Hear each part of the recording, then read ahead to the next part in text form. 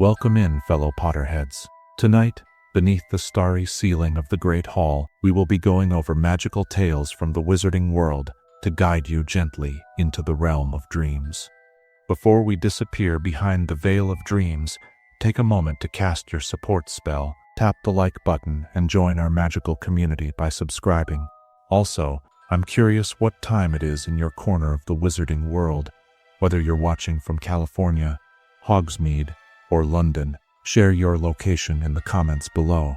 Your participation will be greatly appreciated and helps our magical community grow stronger. Now, the time for incantations has passed. Dim your lights, find your most comfortable position, and prepare to be transported to the world of witchcraft and wizardry as we begin tonight's magical tales. Chapter 1. The Search for the Deathly Hallows. Let's start the story with one of the most enigmatic quests in the wizarding world, the search for the 3 legendary artifacts known as the Deathly Hallows. In the gentle glow of our fireplace, let us ponder the ancient tale that has captivated wizards for generations. 3 extraordinary objects, said to have been created by death itself, scattered through time and fate until they converged during the darkest hour of the Second Wizarding War. The Elder Wand, the Resurrection Stone, and the Cloak of Invisibility, 3 artifacts that, when united, were said to make their possessor the Master of Death. The search for these hallowed objects has driven many great wizards to obsession and ruin. Their allure whispers of power beyond ordinary magic, of conquering mortality itself, a temptation few could resist when presented with even the possibility of their existence. Picture, if you will, the Elder Wand, a wand of ancient elder wood, more powerful than any other, leaving a trail of blood and betrayal throughout wizarding history, its very existence speaking to the wizarding ambition for unrivaled power. Passed from hand to hand through defeat and murder, the wand's history reads like a crimson thread through the tapestry of magical conflicts. Then there is the Resurrection Stone, perhaps the most heartbreaking of the 3. A simple black stone that appears unremarkable to the untrained eye, yet holds within it the power to recall loved ones from beyond death's veil. Not as true resurrection, but as shades caught between worlds, echoes of those we have lost, close enough to see but forever beyond our reach. The stone's very nature embodies the profound human desire to deny the permanence of loss, to hold on to those we love beyond their time. And finally, the Cloak of Invisibility, unlike any other invisibility cloak known to wizard kind. While ordinary cloaks fade and tear with time, becoming opaque and losing their power, this perfect cloak remained flawless through centuries. Passed down not through violence or theft, but through bloodline and inheritance, it represents protection and wisdom rather than power, the subtle gift of concealment rather than the ostentatious display of might. The common understanding of these artifacts comes to us through the tale of the 3 brothers, a children's story collected by Beadle the Bard.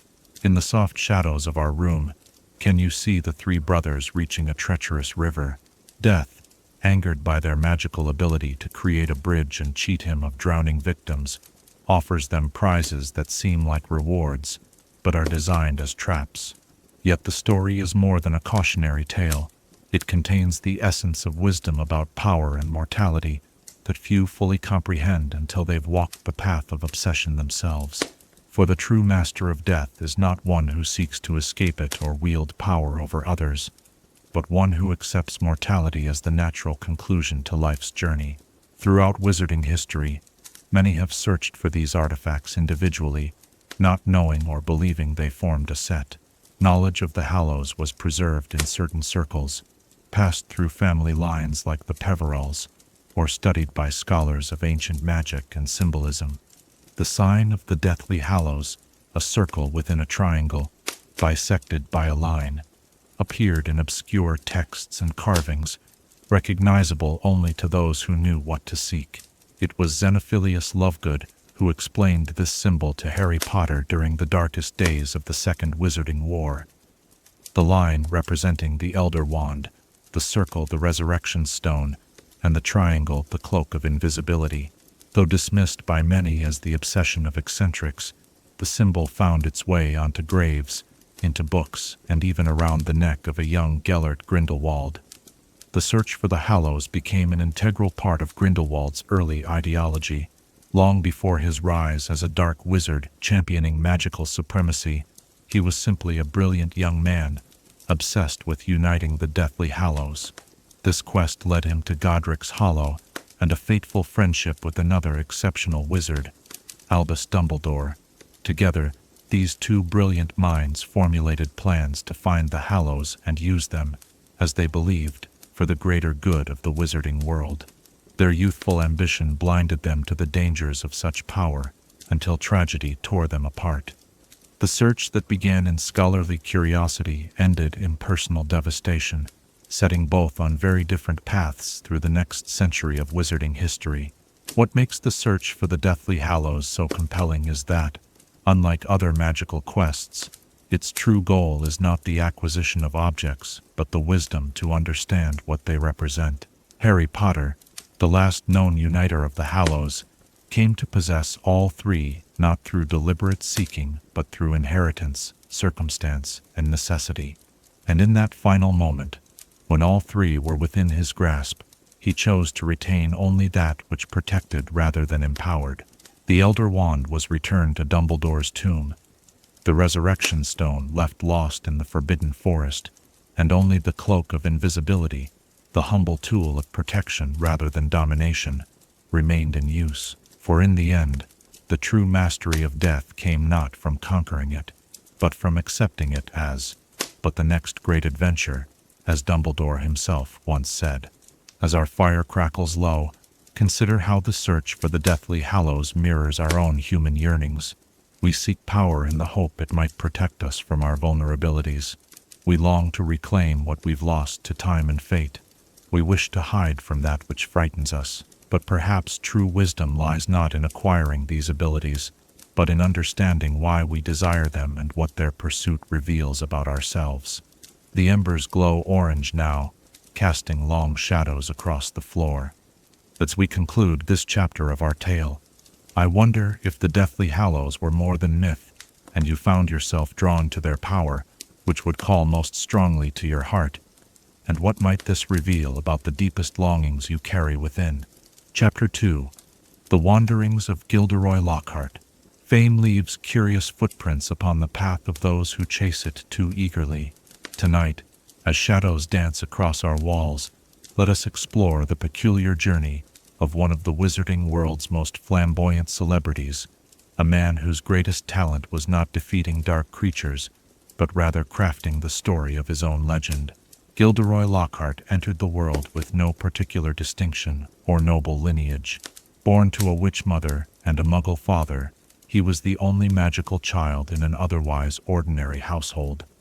From his earliest days at Hogwarts School of Witchcraft and Wizardry, where he was sorted into Ravenclaw House, Lockhart displayed an insatiable hunger for recognition and acclaim.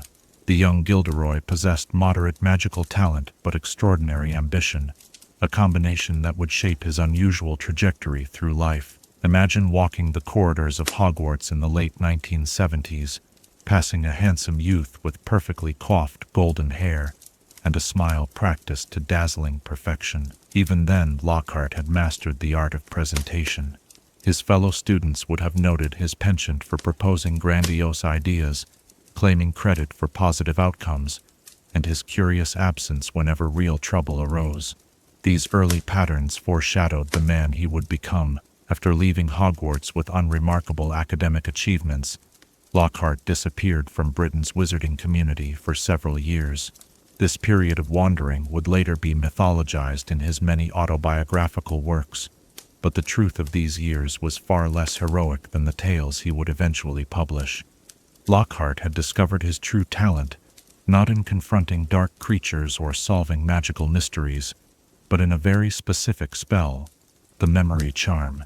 With exceptional proficiency in Obliviate, Lockhart crafted a plan both simple and morally reprehensible. He would travel to remote magical communities, seeking out witches and wizards who had performed remarkable feats of bravery or magical skill. After extracting their stories in precise detail, he would modify their memories, claim their accomplishments as his own, and transform their experiences into best-selling books. The wanderings of Gilderoy Lockhart took him across continents and through countless villages. Picture him in a moonlit clearing in the forests of Albania, quill poised over parchment as an aging wizard recounted his defeat of a dangerous vampire, or in a dusty Romanian tavern, leaning forward eagerly as a witch described her clever banishment of a banshee. Each encounter ended the same way, with a flash from his wand, a confused expression on his victim's face, and another chapter added to Lockhart's growing collection of fraudulent exploits.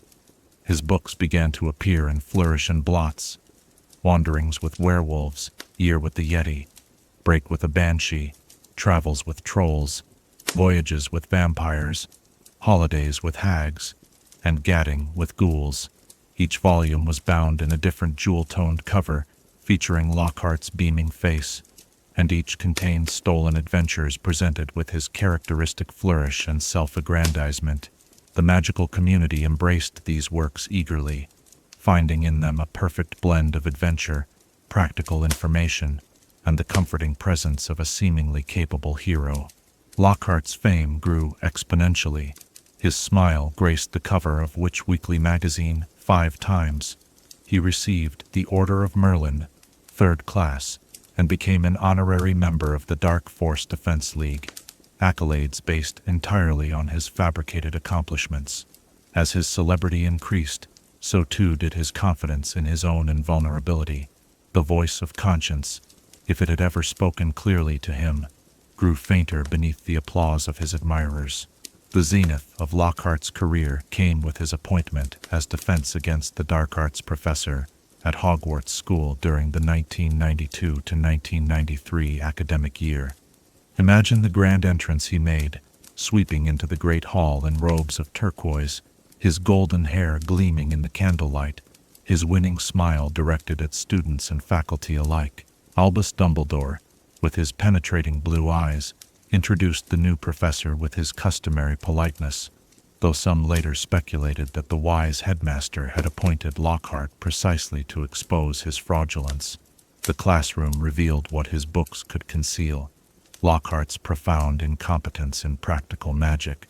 His first lesson, in which he released Cornish pixies that promptly wreaked havoc and which he proved unable to control, became legendary among the student body. His classes devolved into dramatic readings from his books and reenactments of his supposed adventures, with unwilling students drafted to play werewolves or yetis. More telling was his approach to grading. Students faced examinations not on defensive magic, but on Lockhart himself. Questions such as, what is Gilderoy Lockhart's favorite color? And when is Gilderoy Lockhart's birthday? And what would his ideal gift be? Revealed the true focus of his teaching: not the protection of young witches and wizards, but the further inflation of his own celebrity. Yet, despite these obvious shortcomings, many remained enchanted by Lockhart's charisma. His Valentine's Day celebration, complete with surly dwarfs delivering musical messages throughout the castle, demonstrated his gift for creating spectacle, if not for providing substantive education. Even as evidence of his inadequacy mounted, his smile remained undimmed, his confidence unshaken. The culmination of Lockhart's time at Hogwarts came in the Chamber of Secrets crisis. When faced with a situation requiring genuine courage and magical skill, the rescue of Ginny Weasley from the legendary chamber, Lockhart's true character emerged. Rather than facing the danger, he attempted to flee the castle, abandoning the student he was charged to save. When confronted by Harry Potter and Ron Weasley, Lockhart made a devastating confession. Everything in his books had been accomplished by other people. His only talent was making those who had done remarkable things forget they had done them. In a twist of poetic justice, when Lockhart attempted to use the memory charm on the young students, he wielded Ron's damaged wand, causing the spell to backfire catastrophically. The wanderings of Gilderoy Lockhart thus led him to the Janus Thickey ward at St. Mungo's Hospital for Magical Maladies and Injuries, a long-term care facility for those with permanent spell damage. The man who had built his life on stealing and erasing the memories of others lost his own past entirely. When visitors encountered him there, they found him cheerful but bewildered, eagerly signing autographs without understanding why, retained his love of fame without remembering how he had acquired it. In the soft light of our room, we might reflect on the curious trajectory of this wizard, from the halls of Hogwarts to worldwide acclaim, from professor to permanent patient. Lockhart's journey forms a cautionary tale about the perils of fame, sought without foundation and reputation built without substance. The last known sighting of Lockhart described him practicing his signature, still blessed with his handsome features and winning smile, but forever separated from the context of his former glory. He wanders now not through exotic locales in search of adventure, but through the confines of his own fragmented mind, perhaps the most truthful wandering of his life. As we leave Gilderoy Lockhart in the quiet halls of St. Mungo's, eternally captured in a moment of confused celebrity, what are we to make of his legacy? Is there not something thought-provoking about a man who achieved everything he wanted, fame, admiration, and recognition, only to lose the very self that had so desperately craved these rewards? Chapter 3. The Effects of Liquid Luck. Fortune flows like liquid gold through the fingers of those rare few who have tasted its essence. As the evening deepens around us, let us explore one of the most fascinating and coveted potions in the wizarding world, Felix Felicis, more commonly known as liquid luck. Imagine, if you will, a potion that transforms an ordinary day into one where everything aligns perfectly in your favor, not through grand miracles or impossible feats, but through subtle influences that guide you toward the optimal path at every turn. This is the promise of Felix Felicis, a magical brew so potent in its effects, yet so delicate in its execution, that few potioneers have mastered its creation. The potion presents as a stunning molten gold, with droplets that leap like playful fish above the surface when properly brewed. Its movement in the cauldron is hypnotic, dancing and swirling as though it possesses a joyful consciousness of its own. The mere sight of Felix Felicis evokes a sense of wonder, even before a single drop passes one's lips. The history of this remarkable concoction stretches back to the 16th century, when it was first successfully brewed by Zygmunt Budge, a reclusive potioneer, who conducted his experiments on the remote island of Hermitre in the Hebrides. Picture this solitary wizard in his stone cottage, overlooking the turbulent sea, hunched over a golden cauldron, as the precious liquid finally achieved its perfect consistency after years of failed attempts. The moment of discovery must have felt like luck itself had been distilled into physical form. Brewing Felix Felicis requires extraordinary skill and patience. The potion demands 6 months of careful preparation, with ingredients that must be harvested at specific phases of the lunar cycle and added in precise sequence. A single misstep can render months of work useless or even dangerous. This lengthy and complex process explains both the potion's rarity and its tremendous value in the wizarding world. Among the ingredients are ashwinder eggs, collected just moments after these serpent Novs, born of magical fire, lay them, squill bulbs, harvested during the full moon, murtlap tentacles, prepared with exacting precision, tincture of thyme, distilled over a period of weeks, and alchemy eggshells, one of the rarest components due to the protective nature of these creatures. Each ingredient must be treated with specific preparations before being added to the cauldron, in an order that follows the intricate dance of cosmic forces. When consumed, Felix Felicis produces an experience unlike any other magical effect. The drinker is suffused with a sense of limitless possibility, an absolute confidence that cannot be shaken. Yet this is not the false bravado of a confundus charm, or the reckless courage induced by certain other potions. Instead, it is a serene certainty, a perfect attunement with the flow of events. Under the influence of liquid luck, one feels an intuitive understanding of which paths to take, which words to speak, which moments to act or remain still. Doors that would normally remain closed seem to open at the perfect moment. People who might ordinarily be suspicious or hostile become receptive and helpful. Even the elements themselves, rain, wind, or sunshine, appear to arrange themselves to the drinker's advantage. Consider Harry Potter's experience with the potion during his 6th year at Hogwarts. Having won a small vial in Professor Slughorn's potions class, he consumed it on a critical evening when he needed to obtain an important memory from his reluctant professor. As the potion took effect, Harry described feeling a sensation of infinite opportunity, as though he could accomplish anything he desired. The evening unfolded with perfect serendipity. Rather than proceeding directly to Slughorn as logic might dictate, Felix guided Harry on what seemed a circuitous route, visiting Hagrid's hut for a seemingly unrelated reason. Yet this detour created precisely the circumstances needed for Slughorn to lower his defenses and share the crucial memory Harry sought. Every spontaneous decision, every chance encounter, aligned perfectly toward his goal. This experience demonstrates the subtle genius of Felix Felicis. It does not bend the laws of possibility or create powers the drinker does not possess.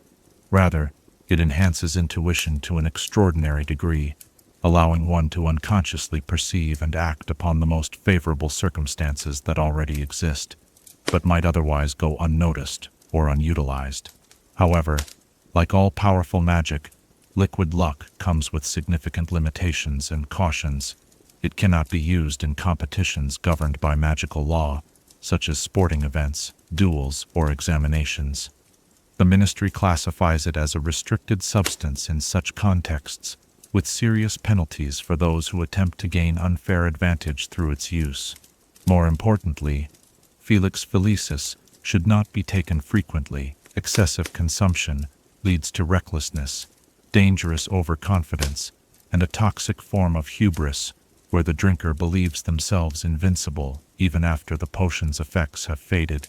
There are accounts in wizarding history of once brilliant individuals reduced to shadows of their former selves, having developed a dependence on liquid luck that ultimately destroyed the very good fortune they sought to capture. The potion also has a curious relationship with the concept of fate. While it guides the drinker toward their desired outcome, it seems to respect certain fundamental boundaries of destiny. Felix Felicis cannot create true love, resurrect the dead, or grant powers beyond those the user already possesses in potential. It merely optimizes circumstances within the realm of existing possibility. Throughout wizarding history, there have been notable uses of this extraordinary brew. During the giant wars of the 18th century, the celebrated witch Josephina Flint consumed Felix Felicis before negotiating a crucial peace treaty, finding herself saying exactly the right words to sway the notoriously obstinate giant chieftain. The renowned curse-breaker, Patricia Rakepick, was said to have discovered the lost treasure of the Egyptian sorcerer Amenhotep. While under the influence of the potion, when a sandstorm revealed the entrance to a tomb that had remained hidden for centuries. Yet for every story of Felix Felicis bringing triumph, there is a cautionary tale of its misuse. The tragic case of Tertius Tully serves as a sobering reminder. A once promising ministry official in the 1920s, Tully began taking the potion to advance his career, eventually developing such a dependence that he could not make the simplest decision without it. His final, desperate attempt to brew the potion himself, without the necessary skill, resulted in a catastrophic accident that claimed his life. The potion raises profound philosophical questions about the nature of luck itself. Is fortune merely a matter of optimizing probability, as Felix Felicis seems to suggest, or is there something more mystical at work? The great magical philosopher Adalbert Waffling pondered whether the potion actually creates microscopic alterations in reality, or merely enhances the drinker's ability to navigate existing possibilities. His conclusion, after years of study, was elegantly simple. Luck favors not just the prepared, but those who recognize the moment of preparation's fruition. Few students at Hogwarts ever experienced the effects of Felix Felicis firsthand. Professor Slughorn once remarked that he had taken it twice in his life, once at age 24 and once at age 57, describing both days as two perfect days. This sparing use, by even a potion's master, illustrates the respect with which this powerful brew should be treated. As our contemplation of liquid luck comes to a close, we might reflect on what it reveals about the wizarding understanding of fortune.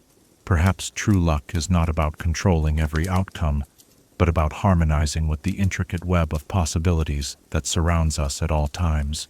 If you could take a single day of perfect luck, what long-cherished goal would you pursue, and how might the experience change your understanding of what is truly possible in your life? Chapter 4. The Valley of Godric's Hollow. Ancient magic often lingers in the quiet places of our world, in valleys nestled between protective hills where time seems to move with a different rhythm. Tonight, let us journey to one such place, a village whose cobblestone streets have felt the footsteps of some of the most significant figures in wizarding history, a settlement whose modest appearance belies its profound importance in the tapestry of magical Britain. Godric's Hollow rests in a small valley in the west country of England, its cottages and church steeple forming a picture of quintessential rural charm. To Muggle eyes, it appears as merely another sleepy hamlet, unremarkable save for its picturesque setting and historical architecture. Yet for those with magical sight, the village resonates with centuries of wizarding presence, the very air seeming to hold whispers of spells cast long ago. The village takes its name from one of the most celebrated wizards in British history, Godric Gryffindor, one of the 4 founders of Hogwarts School of Witchcraft and Wizardry. While historical records from the 10th century are scarce, magical historians believe that Gryffindor was born in this valley, and that his family's presence established it as one of Britain's earliest mixed magical communities, where wizards and muggles lived side by side in relative harmony. Imagine walking the village's winding lanes as they might have appeared 1,000 years ago, simple wooden dwellings with thatched roofs, a small stone church being constructed at the center, and perhaps, set somewhat apart on a gentle rise, the more substantial home of the Gryffindor family. One can almost picture a young Godric practicing early swordwork in a meadow, already displaying the courage and chivalry that would one day define his house at Hogwarts. Through the centuries, Godric's Hollow maintained its dual nature as home to both magical and non-magical residents. Unlike some exclusively wizarding settlements such as Hogsmeade, the village preserved a delicate balance, with magic practiced discreetly behind enchanted doors and windows. This coexistence made it particularly appealing to wizarding families who valued connection to the broader world, while still maintaining their magical heritage. The village square forms the heart of Godric's Hollow, with the old church and its adjacent graveyard serving as the community's anchor. The church building itself dates primarily from the 13th century, though portions have been rebuilt and restored over the centuries. Its stained glass windows cast colorful patterns across stone floors that have been worn smooth by countless footsteps, both magical and muggle. Beyond the square, cottages line narrow streets that meander outward, some half-timbered in medieval style, others built of warm local stone. Gardens bloom with both ordinary flowers and, for those who know where to look, magical plants carefully disguised among more conventional varieties. Hollyhocks might conceal a patch of dittany, or a flutterby bush might be charmed to resemble ordinary lavender until examined closely. The graveyard beside the church holds some of the village's deepest secrets. Among the weathered headstones lie the remains of many notable magical families. The Peverills, whose connection to the deathly Hallows has made them legendary, rest here beneath a grave marked with the symbol that would centuries later become associated with Grindelwald's revolution. The Dumbledores, a family whose brilliance was matched only by their tragedy, also found their final rest in this quiet soil. And of course, James and Lily Potter, whose sacrifice altered the course of wizarding history. Walking among these graves on a quiet evening, one might feel a curious sense of being witnessed, not in a threatening way, but as though the collective memory of these remarkable individuals continues to observe the world they left behind. The magical community has always treated this graveyard with particular reverence, as a place where the veil between worlds seems especially thin. Beyond its role as the birthplace of Godric Gryffindor, the village gained prominence for other notable residents throughout wizarding history. Bowman Wright, the famous magical metalsmith who created the Golden Snitch, maintained his forge and workshop in Godric's Hollow during the 14th century. One can imagine the curious glint of golden light sometimes visible through his workshop windows late at night, as he perfected the enchanted ball that would transform the game of Quidditch. Bathilda Bagshot, the celebrated magical historian and author of A History of Magic, called Godric's Hollow home for many decades until her death. Her cottage, filled with ancient books and historical artifacts, became a center of scholarly inquiry, visited by researchers and historians from across the wizarding world.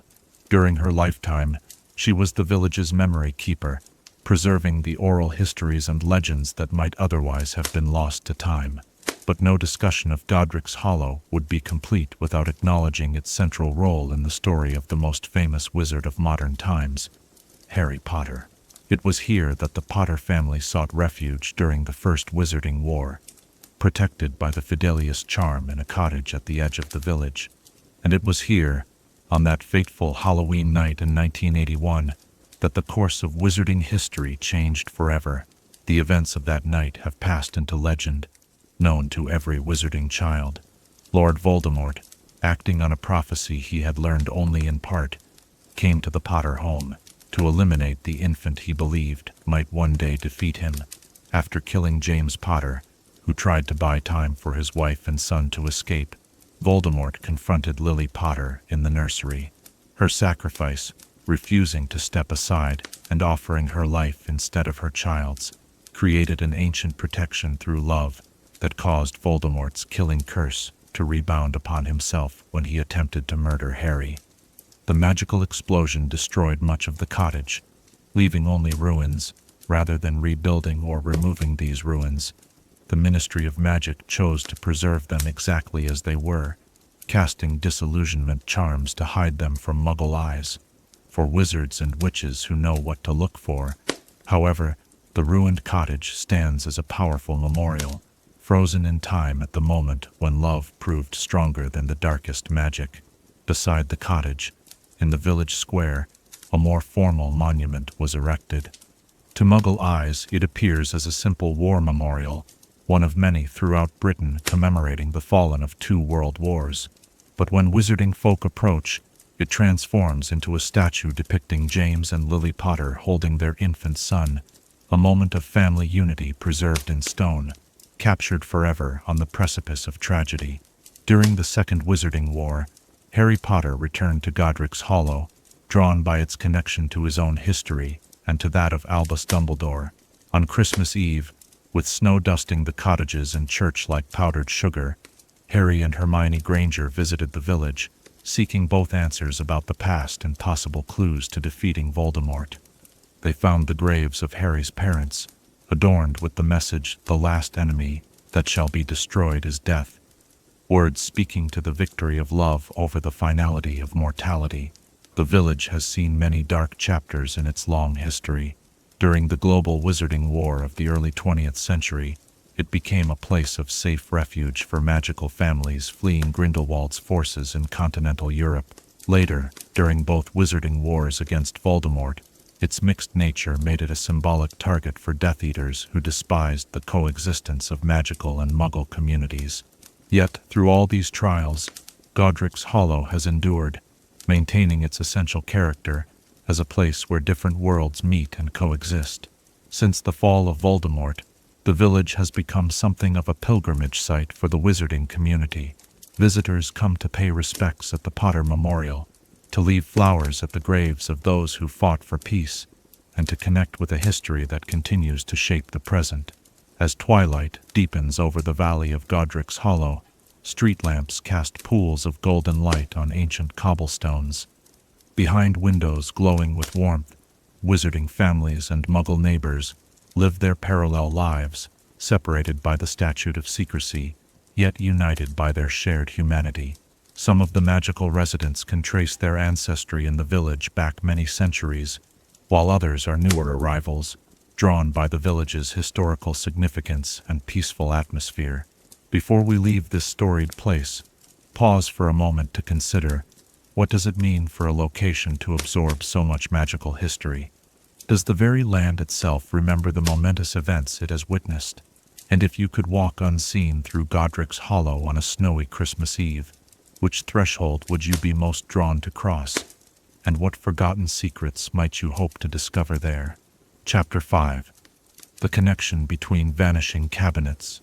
In the realm of magical transport, where distance bends to the will of wizards and witches, certain objects possess a quiet power that transcends ordinary understanding of space. As the evening shadows grow longer, let us explore one of the most intriguing magical artifacts, the Vanishing Cabinet, a device whose innocent appearance conceals remarkable capabilities and whose history is intertwined with both sanctuary and treachery.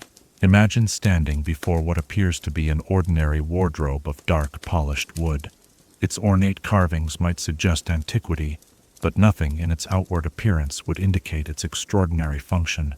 Yet this unassuming piece of furniture contains magic that challenges our understanding of physical space. The ability to create a passage between two seemingly disconnected points, allowing a person to step into one cabinet and emerge from its twin, regardless of the distance separating them. The origins of vanishing cabinets are somewhat obscured by time, though magical historians believe they were first created in the early 17th century, during a period when the wizarding community was increasingly concerned with concealment and secure transportation. Unlike more common methods of magical transport, apparition, portkeys, or flue powder, vanishing cabinets offered something unique, a permanent physical connection between two specific locations that required no particular magical skill to use once established. The creation of a pair of connected vanishing cabinets requires extraordinary magical craftsmanship. The cabinets must be constructed simultaneously from wood harvested from the same tree, preferably one grown in soil with high magical properties. During their creation, the cabinets are never fully separated. Even as the wood is shaped and the furniture constructed, certain elements remain magically linked throughout the process. The most challenging aspect of creating vanishing cabinets lies in the enchantment process. Makers must cast an intricate series of spells that fold space around the cabinets, creating what magical theorists describe as a dimensional envelope that allows a person or object to step out of ordinary space when entering one cabinet and re-enter it upon exiting the other. This magic bears some relationship to extension charms, but operates on principles that even accomplished magical theorists find difficult to fully articulate. When functioning properly, vanishing cabinets create what feels to the user like an almost instantaneous transition. One simply steps inside, closes the door, experiences a brief moment of what many describe as nowhere, a curious sensation of existing in neither the departure point nor the destination, and then finds the interior door opening to reveal a completely different location. No unpleasant sensations accompany this transport, unlike the compression of apparition or the dizzying spin of flow travel. Throughout wizarding history, vanishing cabinets have served various purposes. During times of persecution, particularly during the height of Muggle witch hunts, some wizarding families installed connected cabinets between their primary residence and a secure retreat, allowing for immediate escape if danger threatened. Later, as the International Statute of Secrecy established more stable conditions for the wizarding community, the cabinets found use in private homes of wealthy magical families who maintained multiple residences, or between businesses that regularly needed to transport goods or personnel. The most famous pair of vanishing cabinets in recent wizarding history became instrumental in one of the darkest chapters of the Second Wizarding War. This particular pair connected Borgin and Burke's, the notorious shop dealing in magical artifacts in Nocturne Alley, with a location inside Hogwarts School of Witchcraft and Wizardry. The Hogwarts cabinet had been situated in the Room of Requirement, though few knew of its existence or purpose. Its companion resided in the shadowy interior of Borgin and Burke's, an establishment known for its association with dark artifacts and questionable transactions. For years, these cabinets existed in peaceful obscurity, their connection likely forgotten by all but a few. The first notable incident involving this particular pair of vanishing cabinets occurred during Harry Potter's second year at Hogwarts. In an attempt to avoid being caught out of bounds by the caretaker Argus Filch, Harry Potter hid inside the Hogwarts cabinet. What might have been a successful concealment was thwarted when the mischievous poltergeist Peeves caused the cabinet to fall, damaging it significantly. This damage proved critically important. A vanishing cabinet's magic depends on perfect structural integrity. When damaged, the spatial link becomes unstable, potentially trapping anyone attempting to use it in a terrifying limbo, neither here nor there, caught in the folded space between locations. This was demonstrated tragically when, some years later, a Hogwarts student named Montague was forced into the damaged cabinet by Fred and George Weasley. The young man spent what must have been a harrowing duration trapped between locations, able to occasionally hear conversations from both Borgin and Burkes and Hogwarts, but unable to fully materialize in either place. When Montague eventually managed to apparate out, a desperate act that could have resulted in fatal splinching, his experience revealed the connection between the two cabinets to those who understood the significance of what he described. Among those who recognized the opportunity this presented was a young Draco Malfoy, who would later use this knowledge in service to Lord Voldemort's plans. The most consequential chapter in the history of these connected vanishing cabinets began during the 1996 to 1997 school year at Hogwarts. Draco Malfoy, now bearing the dark mark and tasked by Voldemort with the seemingly impossible mission of killing Albus Dumbledore, recognized that the cabinet connection could allow Death Eaters to bypass the formidable protective enchantments surrounding Hogwarts. Imagine the weight upon the shoulders of this 16-year-old boy, threatened with the death of his family should he fail, working in desperate secrecy to repair an exceedingly complex magical object. The Room of Requirement became Draco's workshop, transforming itself into a space containing the necessary tools and references for his grim task. Over many months, often working late into the night, he painstakingly restored the damaged cabinet. The repair of a vanishing cabinet requires not just mechanical skill but a deep understanding of spatial magic. Draco had to reconstruct both the physical cabinet and the delicate magical field that created its connection to its twin. He tested his progress by sending objects between the cabinets, first inanimate items like apples, which arrived at Borgin and Burkes with bites taken out of them, indicating partial success, but ongoing problems with the connection. Later, he used a bird, which initially died in transit, a chilling indication of what might happen to a human attempting to use an improperly repaired cabinet. After nearly a full school year of effort, Draco finally succeeded in restoring the cabinet's function. On a summer night in 1997, as Dumbledore and Harry Potter returned from their mission to retrieve a suspected Horcrux, Death Eaters passed through the vanishing cabinet and into Hogwarts, bypassing all the school's external protections. This breach led directly to the confrontation on the Astronomy Tower where Dumbledore met his end, not at Draco's hand, but at Severus Snape's, fulfilling a complex web of plans and counterplans that even the participants did not fully comprehend. The aftermath of that night saw Hogwarts' innocence shattered. The vanishing cabinet, an object created initially for protection and convenience, had been transformed into a weapon that pierced the heart of the wizarding world's safest sanctuary. This transformation speaks to a truth often overlooked in the study of magic, that the moral nature of magical objects is rarely inherent in their creation, but rather in the intention with which they are employed. The ultimate fate of this particular pair of vanishing cabinets remains somewhat unclear in wizarding records. The cabinet at Borgin and Burkes presumably remained, though its utility would have diminished considerably after the Death Eaters' successful infiltration of Hogwarts became widely known. The Hogwarts cabinet likely remained in the Room of Requirement until the catastrophic Fiendfire spell cast by Vincent Crabbe during the Battle of Hogwarts, which destroyed countless artifacts hidden in that magical space over the centuries. Other pairs of vanishing cabinets continue to exist throughout the wizarding world, most regulated by the Department of Magical Transportation, which maintains a registry of such objects due to their potential to circumvent standard magical border controls. Some historical pairs reside in museums of magical artifacts, carefully secured to prevent unauthorized use, while others remain in private hands, often as family heirlooms with connections to historical events or notable wizarding lineages.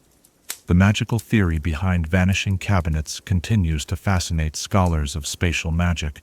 Unlike many forms of magical transport that temporarily convert the traveler into an essence that can be projected across distances, vanishing cabinets appear to actually fold space itself, creating what some magical theorists call a spatial envelope that allows direct passage from one point to another without traversing the physical distance between. This principle bears some relation to the enchantments placed on objects like wizarding tents, which are larger inside than their exterior dimensions would suggest. However, where extension charms simply expand interior space beyond normal physical constraints, vanishing cabinets create a direct connection between two distinct points in space, a far more complex magical achievement. As the warmth of our evening fire begins to fade, let us consider what the vanishing cabinets teach us about magical connections. Perhaps these remarkable objects remind us that in both magic and life, the connections we create can serve as passages to safety and comfort, or as entryways for that which would harm us. If you could place one end of a vanishing cabinet in your home, where would you wish its twin to lead, and what significance might that destination hold in the landscape of your dreams? Chapter 6. The Assembly of the Deathly Hallows.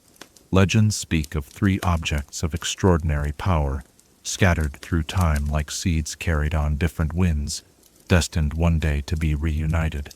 As our evening grows deeper, let us explore the rare moments in wizarding history when the three Deathly Hallows, the Elder Wand, the Resurrection Stone, and the Cloak of Invisibility, came tantalizingly close to being assembled in the hands of a single owner. The quest to unite the Hallows has captivated some of the most brilliant and ambitious minds in wizarding history. This pursuit is not merely about collecting powerful magical artifacts. It represents something far more profound, the attempt to master death itself.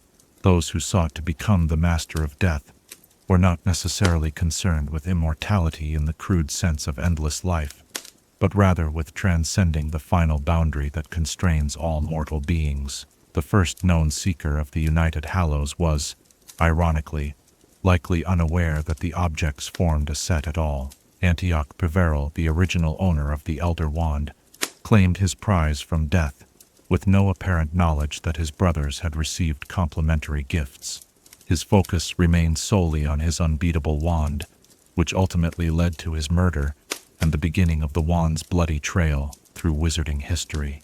For many centuries afterward, the three Hallows traveled separate paths. The Elder Wand passed from duelist to duelist, leaving a wake of violence. The Resurrection Stone remained with the Gaunt family, its true nature forgotten as it became merely a family heirloom. And the Cloak of Invisibility passed quietly through generations of potters, its extraordinary resilience and power mistaken by most as merely a well-crafted invisibility cloak. The first serious attempt to reunite the Hallows came in the early 20th century, with the rise of a brilliant but troubled young wizard named Gellert Grindelwald. His fascination with the Hallows began during his education at Durmstrang Institute, where he encountered historical references to the Elder Wand. Imagine this gifted student poring over ancient texts by candlelight, gradually piecing together fragments of lore that most dismissed as children's tales, his excitement growing as he recognized patterns that suggested these stories contained more truth than fantasy. Grindelwald's investigations led him to adopt the sign of the Deathly Hallows, a circle within a triangle, bisected by a line, as his personal symbol years before it became associated with his later political movement. This symbol, which he carved into a wall at Durmstrang before his expulsion, represented his earliest ambition to unite the Hallows and master death. His quest brought him to Godric's Hollow in the summer of 1899, drawn by the rumored presence of the historian Bathilda Bagshot, who was believed to possess information about the Peverell family. There, in a twist of fate that would alter the course of wizarding history, Grindelwald met a young man whose brilliance matched his own, Albus Dumbledore. Picture these two extraordinary young wizards, both barely 18, walking the lanes of Godric's Hollow deep in conversation, their minds alight with possibilities that few others could comprehend. Both had suffered personal losses. Grindelwald's father had died when he was young, while Dumbledore had recently lost his mother and was burdened with the care of his troubled sister. Perhaps this shared understanding of grief contributed to their mutual fascination with mastering death through the Hallows. For 2 intense summer months, Grindelwald and Dumbledore formulated plans to locate and unite the Hallows. They exchanged theories about possible locations, pored over historical accounts of powerful wands, and speculated about which wizarding families might unwittingly possess the legendary objects. Their partnership was intellectual, emotional, and from Dumbledore's perspective, romantic, creating a powerful alchemy of shared ambition and personal connection. Their collaboration came to an abrupt and tragic end with the death of Dumbledore's sister Ariana during a 3-way duel between Albus, his brother Aberforth, and Grindelwald. In the aftermath, Grindelwald fled Britain, taking with him the shared plans for finding the Hallows, but leaving behind a devastated Albus, who would carry the guilt of that summer for the rest of his long life. In the decades that followed, Grindelwald continued his quest alone. His rise to power in continental Europe was fueled partly by his pursuit of the Elder Wand, which he eventually stole from the wandmaker Gregorovitch around 1926. With the most overtly powerful of the Hallows in his possession, Grindelwald became nearly unstoppable, his skill amplified by the wand's extraordinary capabilities. Yet for all his efforts, the second Hallow remained beyond his reach. The Resurrection Stone, set in the Gaunt family ring, had by this time become one of Lord Voldemort's Horcruxes, hidden in the ruins of the Gaunt shack. The Cloak of Invisibility remained with the Potter family, its significance still unrecognized by most. Thus, despite possessing perhaps the most coveted of the 3 Hallows, Grindelwald never came close to uniting them all. The next significant chapter in the assembly of the Hallows began in 1945, when Albus Dumbledore defeated Grindelwald in what witnesses described as the greatest wizarding duel ever fought. By winning this confrontation, Dumbledore gained mastery of the Elder Wand, though few at the time recognized it as one of the legendary Hallows. Dumbledore himself never publicly acknowledged the wand's true nature, referring to it simply as my wand in professional contexts. Decades later, Dumbledore's continuing research into Voldemort's past led him to the Gaunt shack, where he discovered the ring containing the Resurrection Stone. Though he sought it primarily as a suspected Horcrux, Dumbledore recognized the stone for what it truly was, the second Hallow. In a moment of weakness, forgetting that the ring was likely cursed, he placed it on his finger, hoping to use the stone's power to see his long-dead family once more. The resulting curse would have killed him instantly, had it not been for his own prodigious magical skill and the intervention of Severus Snape, who managed to contain the curse temporarily. Even so, the damage was done. Dumbledore had little more than a year to live. During this time, he found himself in the extraordinary position of possessing 2 of the 3 Hallows, the Elder Wand and the Resurrection Stone, which he later set into the snitch he left to Harry in his will. The third Hallow, the Cloak of Invisibility, had by this time come into Harry Potter's possession, gifted to him during his first year at Hogwarts. Dumbledore, who had borrowed the cloak from James Potter shortly before his death, returned it to Harry as an anonymous Christmas gift. Thus, for a brief period, Dumbledore was aware of the location of all 3 Hallows, even if he physically possessed only 2. It is worth noting that Dumbledore, who in his youth had been consumed by the desire to unite the Hallows, ultimately chose not to assemble them when the opportunity was within his grasp. This decision reflected his hard-won wisdom about the dangers of power and his recognition that true mastery of death lay not in avoiding it, but in accepting it with equanimity. The final and perhaps most complete assembly of the Hallows occurred through Harry Potter, though in a manner none of the previous seekers could have anticipated. By a series of events that seemed almost guided by fate, Harry gained connection to all three Hallows during the culmination of the Second Wizarding War. The Cloak of Invisibility had been his since his first year at Hogwarts, a family heirloom that had protected him countless times. The Resurrection Stone came into his possession when he discovered how to open the snitch Dumbledore had left him, revealing the stone hidden inside. And while he never physically held the Elder Wand until after Voldemort's defeat, he had unknowingly become its master when he disarmed Draco Malfoy at Malfoy Manor, Draco having previously disarmed Dumbledore on the Astronomy Tower before the headmaster's death. Thus, in the Forbidden Forest, as Harry walked to what he believed would be his death at Voldemort's hands, he was technically the master of all three Hallows. He had the cloak folded in his pocket. He turned the Resurrection Stone in his hand to summon the shades of his loved ones, and the Elder Wand, though in Voldemort's grasp, was loyal to Harry alone. What makes Harry's assembly of the Hallows unique is that he achieved it without seeking it.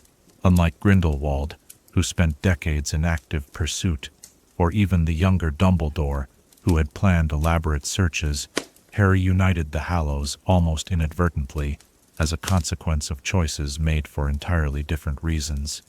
Perhaps this is why he, alone among their possessors, truly embodied the title Master of Death, not because he conquered mortality, but because he accepted it. After Voldemort's defeat, Harry made a decision that broke the cycle of violence and ambition that had surrounded the Hallows for centuries. He used the Elder Wand only to repair his own broken wand, then planned to return it to Dumbledore's tomb, where its power would eventually die with him.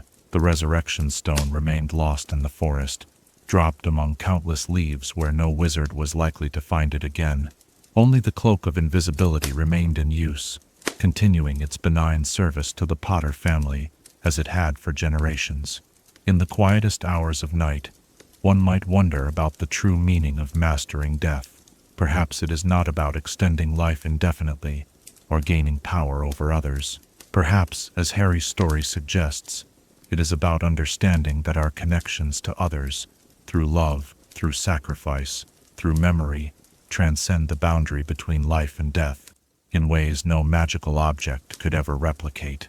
As the embers of our fire dim to a gentle glow, consider this: if the Deathly Hallows came into your possession tomorrow, which would you keep, which would you hide away, and which would you destroy? And what might your choice reveal about your deepest understanding of life's most profound mystery? Chapter 7. The Inventions of Adalbert Waffling. Behind every spell cast and every charm employed lies a foundation of magical theory, principles that explain why waving a wand in a certain pattern while speaking specific words can transform reality itself. As our evening continues, let us delve into the contributions of one of the wizarding world's greatest magical theorists, a man whose ideas fundamentally shaped how magic is understood and taught. Adalbert Waffling. In a small cottage on the outskirts of Cambridge, in the late 19th century, a young wizard with perpetually ink-stained fingers and a distant gaze spent his days surrounded by parchment covered in arcane symbols and mathematical formulas. Adalbert Waffling, born to a family of modest magical achievement but extraordinary intellectual curiosity, displayed from his earliest years an unusual interest not merely in performing magic, but in understanding why and how it worked. Imagine young Waffling at Hogwarts, not content to simply master the standard spells in the curriculum, but constantly questioning his professors about the underlying principles. Why does a counterclockwise wand movement produce a different effect than clockwise? Why do some spells require precise pronunciation while others are more forgiving? What is the relationship between a wizard's intent and the magic produced? These questions, which many students never think to ask, formed the core of Waffling's intellectual pursuit. After achieving outstanding results in his New Tea examinations, particularly in charms, transfiguration, and ancient runes, Waffling declined offers to join the Ministry of Magic or pursue advanced practical training. Instead, he embarked on what would become a lifelong project: developing a comprehensive theoretical framework for understanding magical effects. This pursuit would eventually revolutionize magical education throughout Britain and beyond.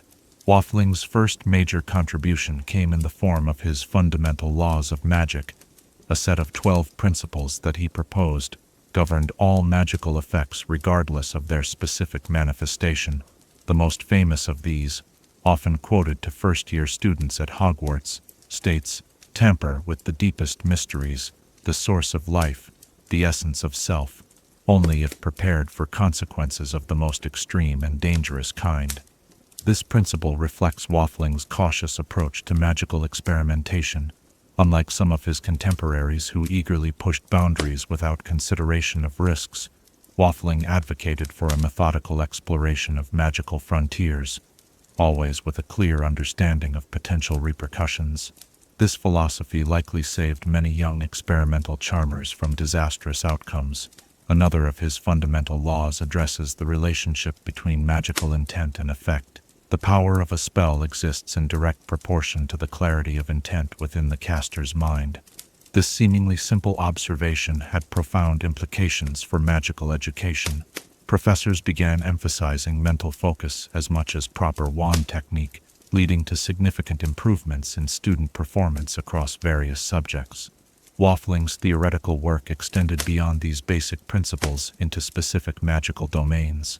His analysis of transfiguration, published in 1891 under the title Transmutative Principles and Transformative Theory, introduced the 5-variable equation that still forms the basis of advanced transfiguration studies.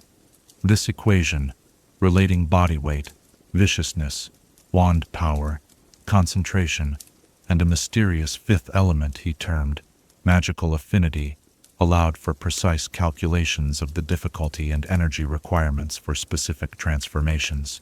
Picture Waffling in his study, surrounded by objects in various stages of transfiguration: teacups with twitching tails, partially transformed armchairs, meticulously labeled diagrams, tracking the progression of matter from one form to another. His neighbors in magical Cambridge grew accustomed to strange noises and occasional multicolored smoke emerging from his cottage chimney as he tested his theoretical models through practical experimentation. Perhaps Waffling's most influential work, and certainly his most widely read, was his Magical Theory, first published in 1899. This comprehensive textbook, covering everything from basic magical principles to complex theoretical constructs, quickly became standard reading for magical education. Indeed, it remains on the required book list for first-year Hogwarts students to this day, more than a century after its initial publication, a testament to the enduring relevance of Waffling's insights. Within its leather-bound cover and gilt-edged pages, Magical Theory presents complex ideas with remarkable clarity. Waffling had a gift for accessible explanation without oversimplification. His chapter on the interaction between magical fields, for instance, uses the metaphor of overlapping ripples in a pond to help students visualize the otherwise abstract concept of spell interference patterns. Generations of young witches and wizards have found their entrance into the complexities of magic made smoother by Waffling's thoughtful pedagogy. Beyond his theoretical writings, Waffling was responsible for several practical magical inventions that emerged from his research. His spell stability sphere, a glass orb that changes color to indicate the strength and stability of nearby magical fields, became a standard tool in experimental charm laboratories. The device prevented countless accidents by warning researchers when magical conditions became potentially dangerous. Another of his inventions, less widely known but perhaps more significant, was the magical resonance quill.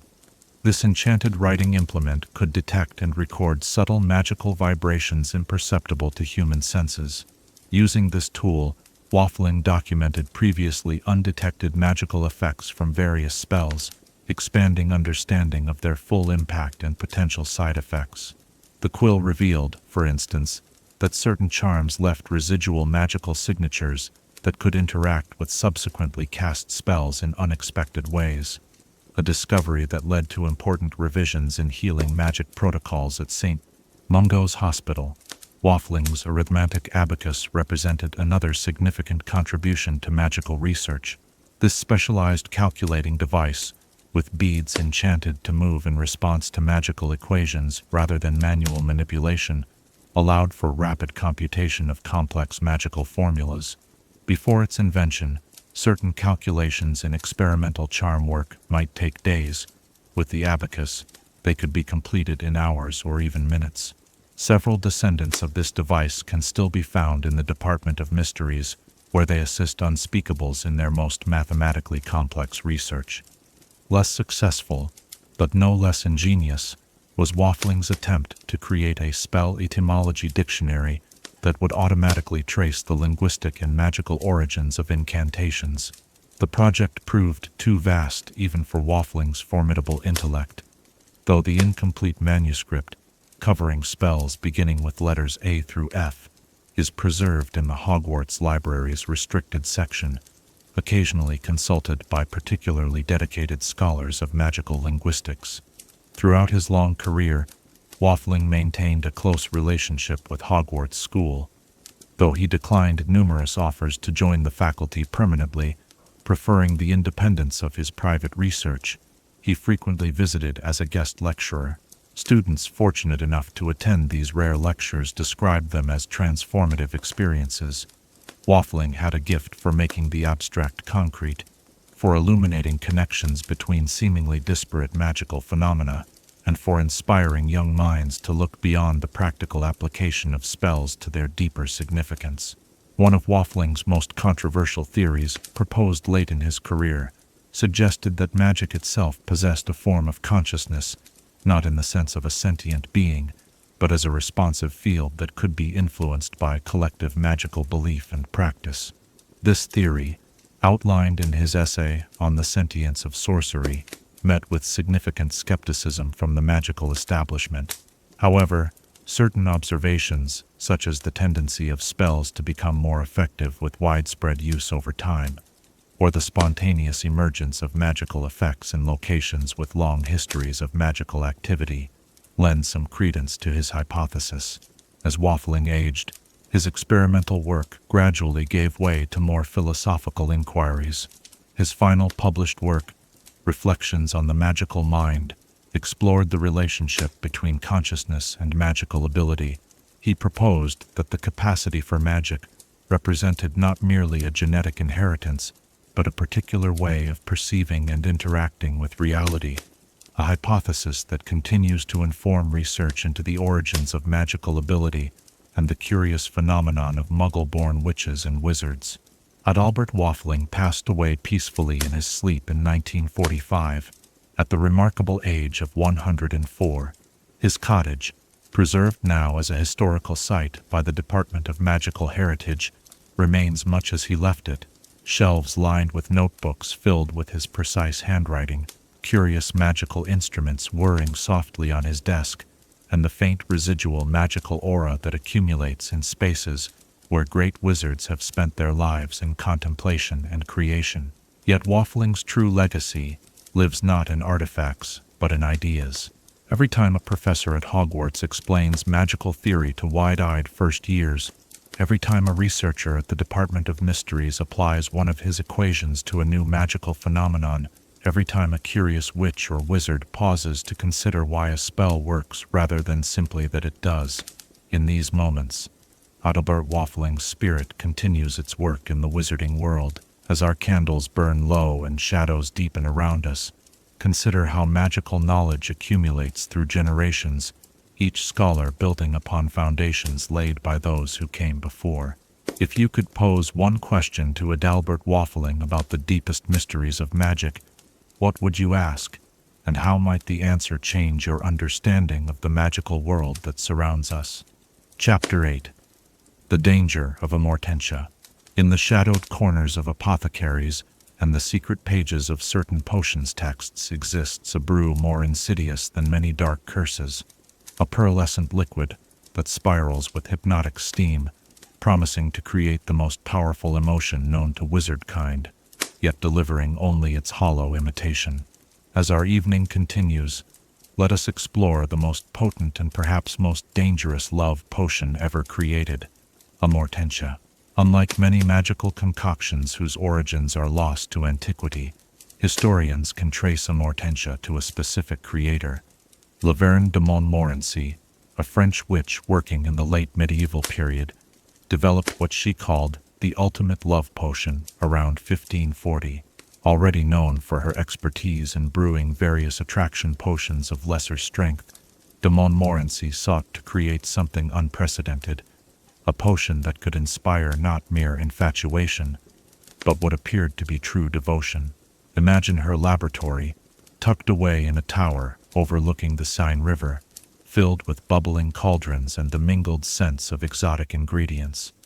By candlelight, the ambitious potioneer worked through countless failed attempts, testing formulae of increasing potency until she achieved what she believed was her masterpiece. What she might not have fully anticipated were the moral implications of her creation, or how it would later be misused with devastating consequences. Amortentia is immediately distinctive, even before one observes its effects. The potion exhibits a mother-of-pearl sheen, unlike any other magical brew, its surface seeming to shift with iridescent colors when light plays across it. More remarkable still are the spirals of steam that rise from its surface, defying normal physics by curling in perfect hypnotic patterns. But perhaps its most uncanny feature is its aroma. Amortentia smells different to each person who encounters it, taking on the scents they find most attractive.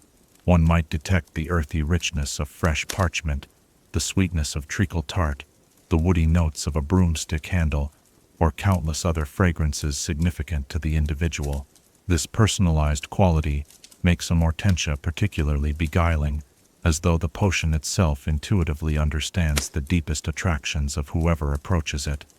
The brewing of Amortentia requires extraordinary skill and precision, beyond the complexity of its many ingredients, which include powdered moonstone, pearl dust, rose thorns, harvested under a full moon, ashwinder eggs, and peppermint. The timing of each addition must be perfect. The brewer must stir in alternating patterns at specific intervals, and the potion must simmer for precisely 21 days before completion.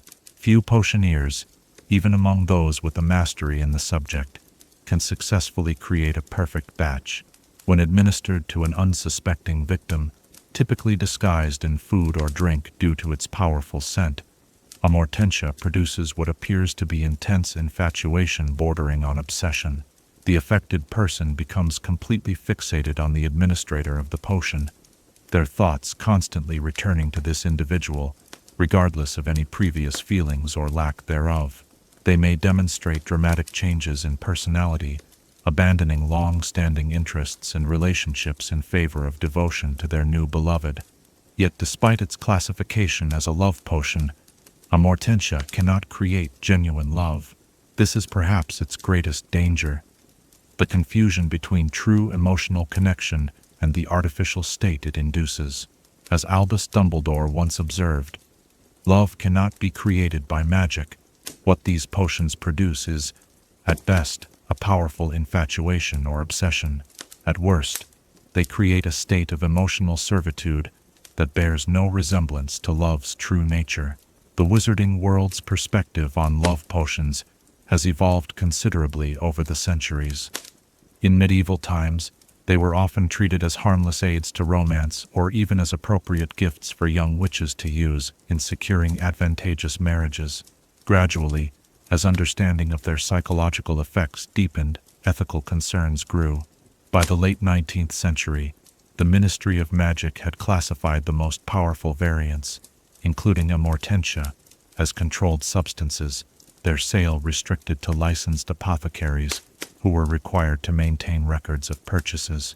Today, Amortentia occupies a curious legal position.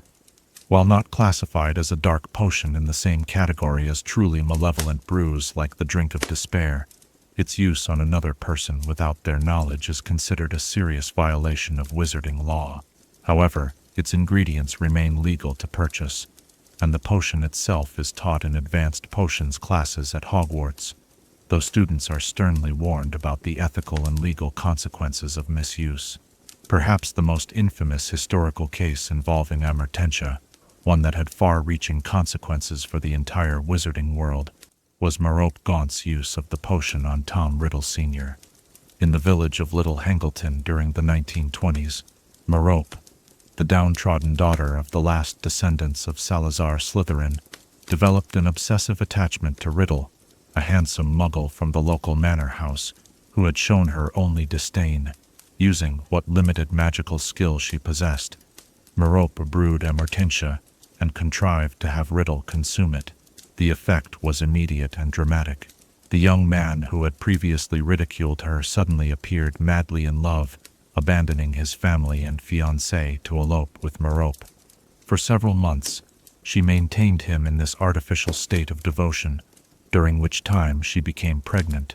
Whether through a crisis of conscience or a mistaken belief that Riddle might have developed genuine feelings for her, Merope eventually stopped administering the potion. The consequences were as immediate as they were devastating. Riddle, suddenly freed from the potion's influence, was horrified to find himself married to a woman he had never willingly chosen, carrying a child he had never consciously conceived. He immediately abandoned Merope, who was left destitute and heartbroken, ultimately dying in childbirth after reaching a London orphanage. The child born of this tragic union was Tom Marvolo Riddle, who would later style himself Lord Voldemort. Many scholars of recent wizarding history have noted the bitter irony that a being who caused so much suffering, who proved incapable of understanding love or compassion, was himself conceived under the influence of a potion that mimics love's effects while utterly failing to capture its essence. Some speculate that being conceived under such circumstances may have contributed to Voldemort's psychological makeup, his inability to form emotional connections, his view of love as a weakness rather than a strength. While magical theorists debate whether a love potion could have such effects on a child conceived under its influence, the symbolic resonance is undeniable. The most dangerous dark wizard in history began his existence as the product of artificial affection rather than genuine love. Beyond this historically significant case, countless private tragedies have resulted from Amortentia's use.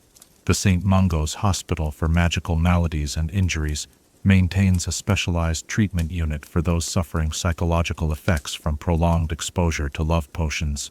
Healers report that victims often experience severe depression, identity confusion, and trust issues after the potion's effects are neutralized, particularly if they were kept under its influence for extended periods. The antidote to Amortentia, while straightforward to brew, can be traumatic in its effects. As the artificial affection is stripped away, the victim experiences a sudden and complete reorientation of their emotional landscape. Memories of actions taken while under the potion's influence remain intact, creating a profound disconnect between remembered behaviors and authentic feelings. Imagine the distress of recalling passionate declarations made to someone for whom you feel nothing, or even active dislike. Despite well-documented dangers, commercially produced love potions of varying strengths remain available in shops like Wesley's Wizard Wheezes. Though these are significantly less potent than true Amortentia, these products are marketed as novelties or jokes, creating brief infatuation measured in hours rather than the potentially indefinite obsession of properly brewed Amortentia. Nevertheless, many magical ethicists argue that even these milder versions normalize problematic attitudes toward consent and romantic connection. The psychological appeal of love potions speaks to something universal in human experience: the desire to be loved, to be chosen, to be the object of another's devotion. For those who feel overlooked or rejected, the temptation to use magical means to secure affection can be powerful. Yet, as countless cautionary tales demonstrate, genuine connection cannot be forced through magical means. What results instead is a hollow performance of love's external signs without its essential nature. In advanced magical theory, Amortentia presents an interesting case study in the limitations of magic itself. While spells and potions can transform matter, control movement, alter memories, and affect many aspects of physical reality, They cannot create or manipulate the deepest emotional truths. This boundary between what magic can and cannot authentically create offers profound insight into the wizarding world's understanding of love as a force that exists beyond magical manipulation. Professor Slughorn, introducing Amortentia to his sixth-year potion students, described it as the most powerful love potion in existence. The danger in this description lies not in its inaccuracy, but in its incompleteness. More precise would be to call it the most powerful infatuation potion, for true love, with its capacity for sacrifice, its choice to value another's well-being above one's own desires, remains beyond the reach of even the most sophisticated magical brewing. As our candles flicker lower and the night grows deeper, consider this final reflection. In both the magical and non-magical worlds, the authentic connection between hearts cannot be forced or fabricated. It must grow naturally, rooted in choice, respect, and genuine understanding. What questions might this raise about the nature of our deepest relationships, and how might we ensure that our connections with others are founded not on illusion or coercion, but on the truest expression of who we authentically are? Chapter 9. The Gaunt Shack. Hidden histories sometimes linger in the most unassuming places, their significance concealed beneath layers of decay and neglect. As our evening journey continues, let us venture along an overgrown path in Little Hangleton to a crumbling structure, almost swallowed by the forest, a place where ancient bloodlines, terrible secrets, and the seeds of wizarding war all converged. The Gaunt Shack. Just beyond the well-kept hedges and manicured gardens of the village, where the forest begins to claim the land in earnest, stood a small cottage that time and care had long abandoned. To pass it while walking, one might mistake it for nothing more than a particularly large pile of mossy stones or a peculiar natural formation among the trees. Only upon closer inspection would the rotting door become apparent, often adorned with a grim trophy, a snake nailed to the wood, a disturbing herald of the dwelling's inhabitants. The Gaunt Shack represented a striking juxtaposition in the wizarding world, a family of the most ancient and supposedly pure magical lineage, direct descendants of Salazar Slytherin himself, living in conditions of abject poverty and squalor. The noble house of Gaunt, once powerful and respected, had dwindled through generations of insularity, poor decisions, and an increasing obsession with blood purity that led them to marry only within an ever-narrowing circle of relatives. Imagine the interior of the shack as it stood in the early 20th century, when Marvolo Gaunt resided there with his two children, Morphine and Merup. The single room served as kitchen, living area, and sleeping quarters for all three family members. The floor, originally wooden, had accumulated so much dirt and detritus that it more closely resembled packed earth. What little furniture remained, a table, a few chairs, a single bed, was broken and decaying, held together more by habit than by craftsmanship. Windows, their glass long since broken, were covered with rags, or simply left open to the elements. In winter, the bitter cold would seep through every surface. In summer, the heat would make the small space almost unbearable. A fireplace provided meager warmth and cooking facilities, though the chimney functioned poorly, leaving the interior perpetually smoky and sooty. Yet amidst this desperate poverty gleamed incongruous treasures, heirlooms of the Gaunt family's once grand status. Marvolo Gaunt possessed two items of extraordinary magical significance: a ring set with a black stone that bore a curious symbol unknown to the Gaunts themselves. This was the Resurrection Stone, one of the legendary deathly Hallows, and a heavy gold locket, emblazoned with the serpentine S of Salazar Slytherin. These treasures, particularly the locket, were Marvolo's only source of pride. He would brandish them as proof of the family's noble lineage while raging against their reduced circumstances, never acknowledging that generations of poor management, magical degradation from inbreeding, and refusal to engage with the wider world had brought them to such a state. The atmosphere within the shack was one of perpetual tension and occasional violence. Marvolo, embittered by the family's decline and consumed with delusions of grandeur, ruled his small kingdom with cruelty. His son Morfin, physically and perhaps mentally affected by the family's inbreeding, spoke primarily in Parseltongue, the rare ability to communicate with serpents that had been passed down through their Slytherin ancestry. Merope, the daughter, lived in a state of constant fear and subjugation, serving as little more than a house elf to her father and brother. It was in this environment of decay and dysfunction that an event occurred that would ultimately shape the course of wizarding history. Tom Riddle, a handsome young muggle from the manor house overlooking the village, rode past the shack one summer day. Merope, who had secretly watched him for years, was seen by her brother, who attacked Riddle for attracting his sister's attention. This incident brought ministry officials to the shack, resulting in the arrest and imprisonment of both Marvolo and Morfin. Left alone for the first time in her life, Merope seized her opportunity, whether through a love potion, as many believe, or through other magical means. She ensnared Tom Riddle. They eloped, leaving the shack abandoned for a time. Their union would produce a son, Tom Marvolo Riddle, the boy who would one day style himself Lord Voldemort. Merope never returned to the shack.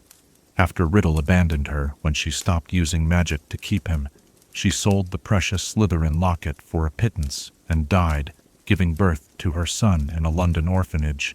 Morfin, however, did return after his release from Azkaban, living alone in the increasingly dilapidated dwelling.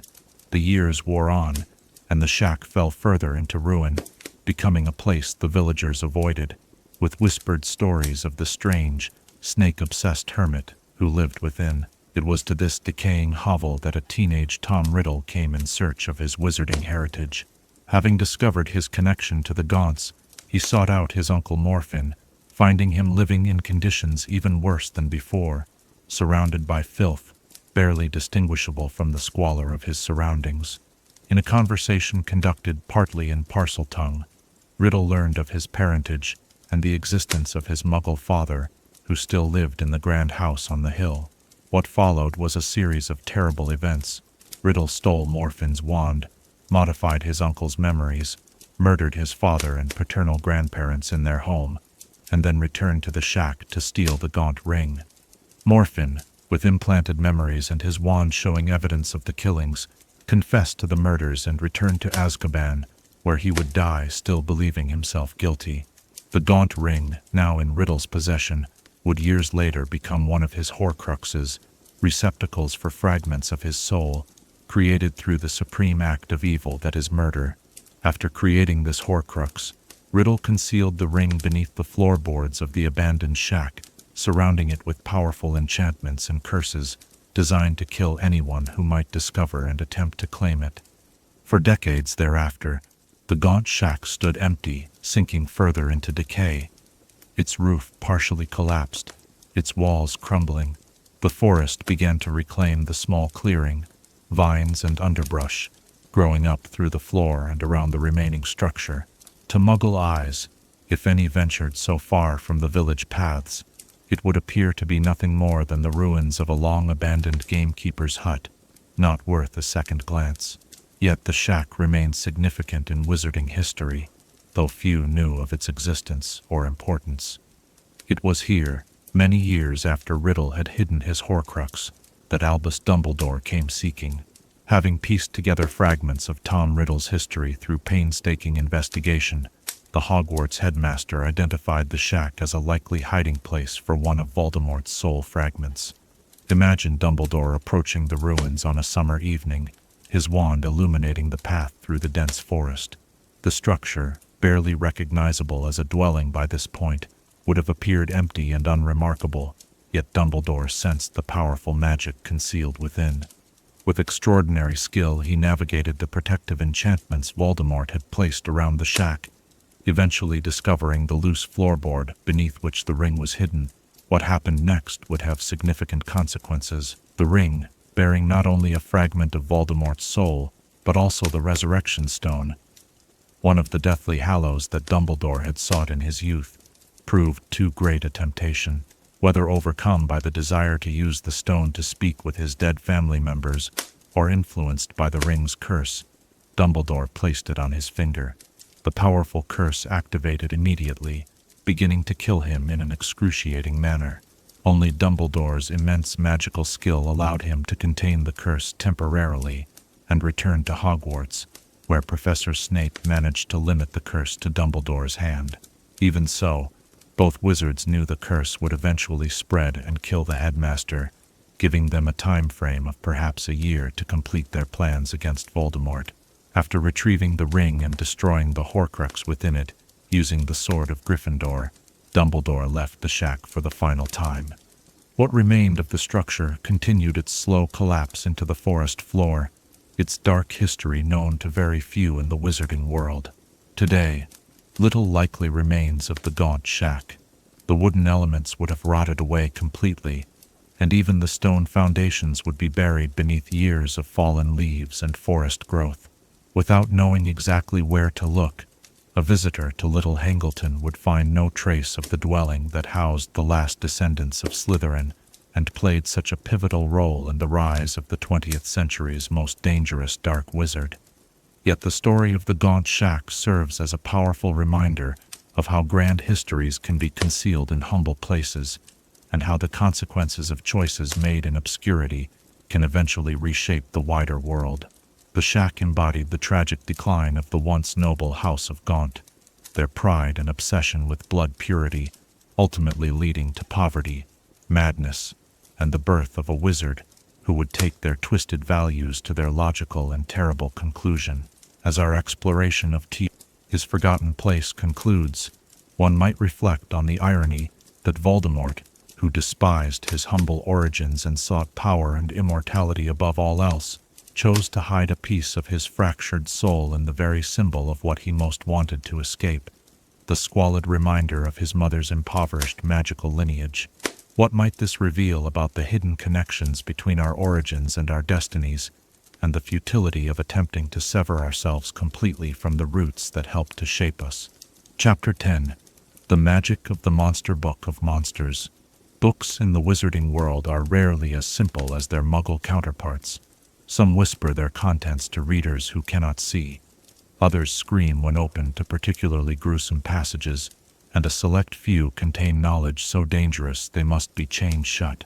As our evening journey continues, let us explore one of the most notorious magical texts ever bound, a book that bites back at those who attempt to read it. The Monster Book of Monsters.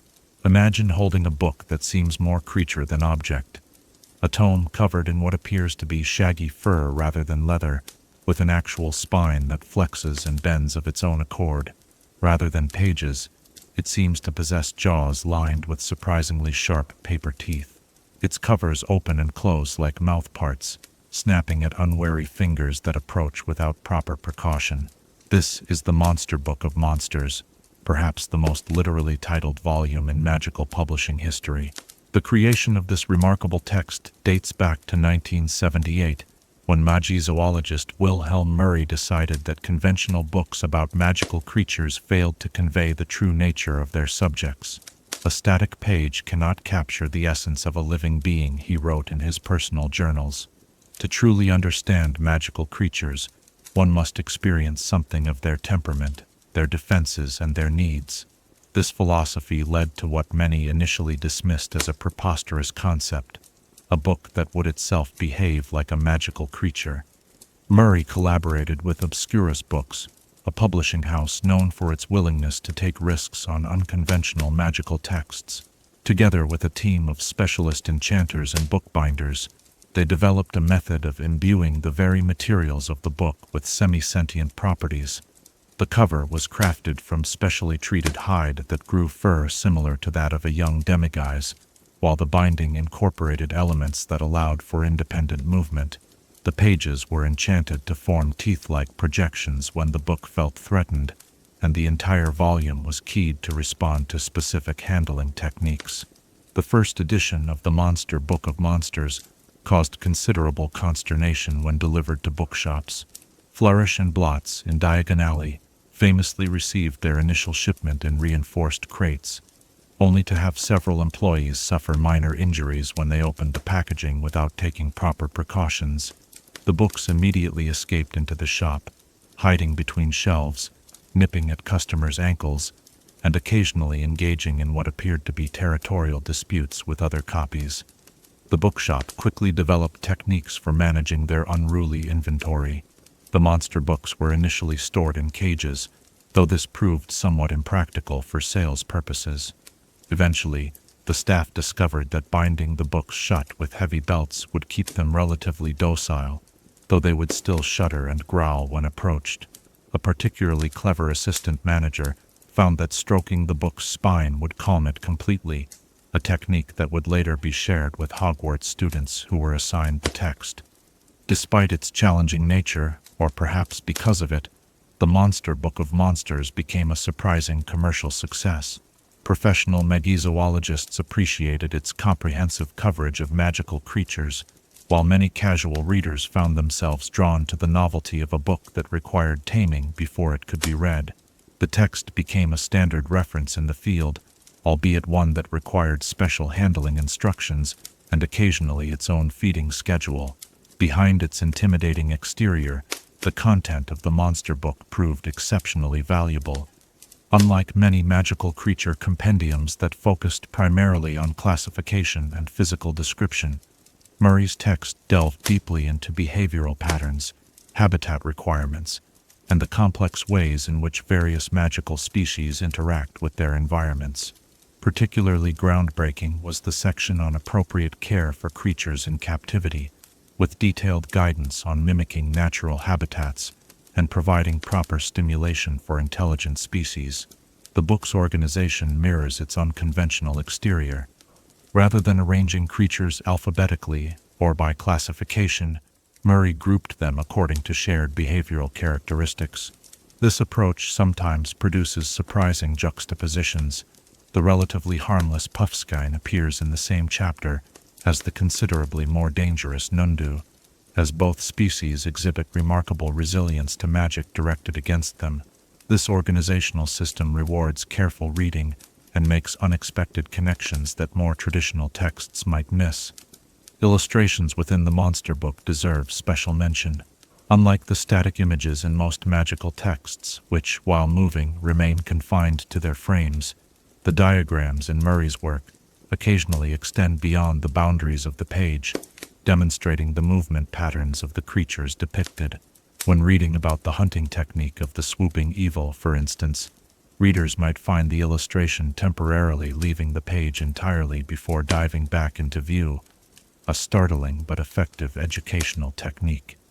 The Monster Book of Monsters achieved its greatest fame, or perhaps infamy, when Rubeus Hagrid, upon becoming Professor of Care of Magical Creatures at Hogwarts School of Witchcraft and Wizardry, selected it as the required textbook for his course.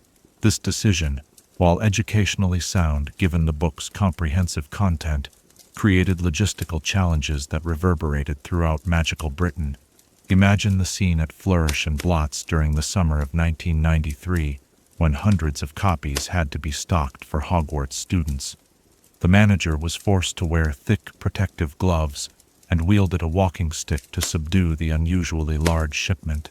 The books were placed in a large cage near the front of the shop, where they scuffled, bit, and tore pages from each other in what employees described as the most stressful inventory situation in living memory.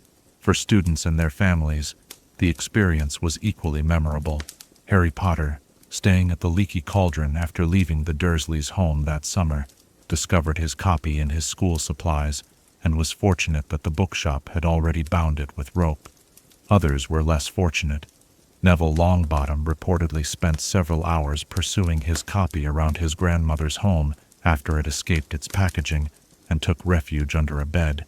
What most students, and indeed many adults, failed to discover immediately was the simple technique for managing the book.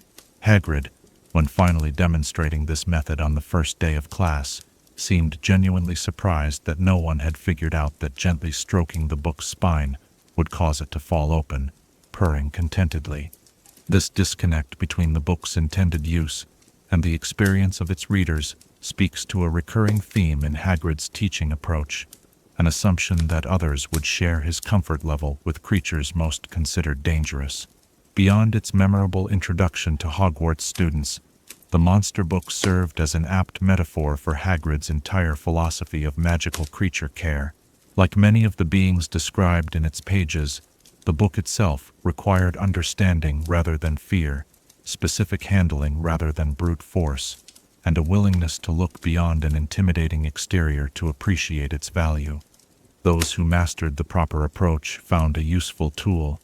Those who didn't received painful nips for their trouble. The enchantments that bring the monster book to life represent a sophisticated branch of magical craftsmanship somewhere between animation charms and artificial intelligence.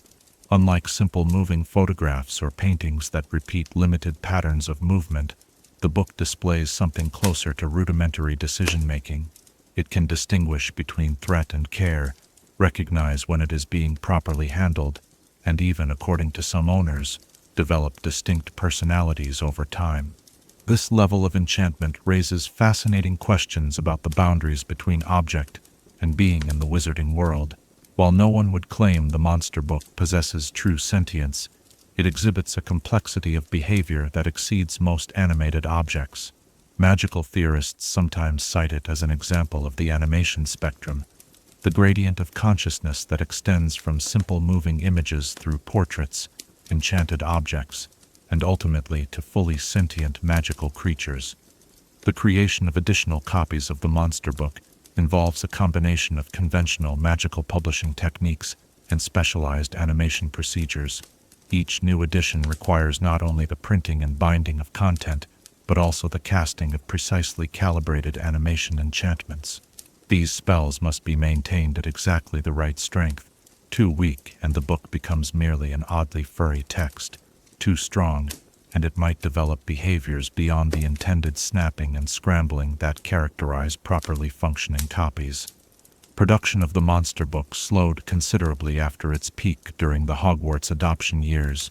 However, it remains in print in limited quantities for professional magiologists and particularly dedicated amateur creature enthusiasts. Modern editions come with a small velvet pad attached to the packaging, which can be used to stroke the spine if the book becomes agitated during transportation. The Monster Book of Monsters stands as part of a small but notable subgenre of magical texts that incorporate elements of the subjects they discuss. Other examples include Windy Words, a history of air elementals, which creates small breezes that turn its own pages, the Symphonic Guide to Musical Magic, which hums relevant melodies as readers study different enchantments, and Divination Through the Decades, which occasionally warms or cools to predict imminent weather changes. This approach to magical publishing, while challenging from a practical perspective, creates a multisensory learning experience that many educators believe enhances retention and understanding. Professor Kettleburn, Hagrid's predecessor as Care of Magical Creatures teacher, noted in his personal correspondence that students who successfully managed their monster books typically demonstrated better practical skills when handling actual creatures, perhaps because they had already developed the patience and attention to detail required for both tasks. As we conclude our exploration of this remarkable text, one might reflect on how the Monster Book of Monsters exemplifies a uniquely wizarding approach to knowledge, one that values experiential understanding alongside intellectual comprehension. In making his book a creature of sorts, Wilhelm Murray invited readers to become caretakers even as they became students, creating a relationship with knowledge that extends beyond the merely cerebral. The next time you approach a book, magical or mundane, perhaps you might consider what would change if it responded to your touch, if it required something from you beyond the turning of pages. Would such an exchange deepen your connection to the knowledge contained within, and what might you learn about yourself in the process of that negotiation? Chapter 11. The History of the Elder Wand. Power leaves trails across history like footprints in freshly fallen snow, visible to those who know where to look. As our evening's exploration continues, let us trace the path of perhaps the most dangerous magical artifact ever created. a wand whose history is written in blood and betrayal, whose very existence has tempted the greatest wizards to acts of folly. The Elder Wand. Unlike ordinary wands, which form bonds with their chosen wizards, and typically remain with them throughout their lives, the Elder Wand has passed through countless hands over the centuries, each transfer marked by violence and death. Its reputation for invincibility in dueling has made it an irresistible prize for the ambitious and power-hungry, creating a lineage of ownership unlike any other magical object. The origins of this remarkable wand are shrouded in mystery and legend. According to the tale of the three brothers, the Elder Wand was created by Death himself, who fashioned it from an elder tree branch and presented it to Antioch Peverell as a prize for temporarily evading his clutches. Historical wand makers and magical scholars, however, suggest a more plausible, although still extraordinary origin, that the wand was crafted by Antioch Peverell himself, an exceptionally gifted wand maker who sought to create the most powerful wand in existence. Imagine Peverell in his workshop, surrounded by components both mundane and rare, working by candlelight as he attempted something no wand maker before him had achieved. While conventional wand lore teaches that the wand chooses the wizard and forms a loyal bond, Peverell envisioned a wand of such power that it would transcend this principle, a wand that would recognize and serve only supreme magical strength, regardless of its wielder's identity. The physical appearance of the Elder Wand belies its extraordinary capabilities. Unlike many powerful magical objects that announce their significance through ornate decoration, the Elder Wand is notably austere, longer than most wands at 15 inches, fashioned from elder wood and containing a core of thestral tail hair. Its surface is covered with clusters of elderberries, carved with such precision that they appear almost natural, growing from the wood itself. This combination of elements, the elder wood associated in folklore with death and endings, and the thestral hair visible only to those who have witnessed death, created a wand uniquely attuned to powerful and potentially dark magic. The first recorded wielder of the Elder Wand was, of course, Antioch Peverell himself. According to the tale, he immediately used his new acquisition to win a duel against a wizard with whom he had a long-standing quarrel. Exhilarated by his victory and perhaps imprudent from drinking, Peverell boasted publicly of his unbeatable wand while staying at a local inn.